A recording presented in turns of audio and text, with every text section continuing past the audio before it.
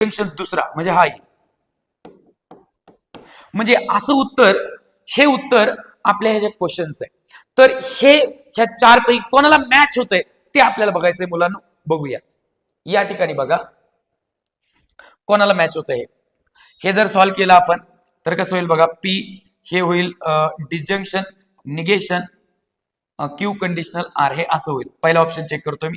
So P disjunction ह्याचं होईल काय बघा, ह्याचं होईल निगेशन क्यू डिजंक्शन आर, बरोबर. मग निगेशन घ्या त्याचं, चला निगेशन घेतलं तर निगेशन निगेशन क्यू होईल, मधल्याचं होईल कंजंक्शन आणि डिजंक्शन मुलांना सॉरी बघा डिजंक्शनचं कंजंक्शन आणि निगेशन त्याला आर.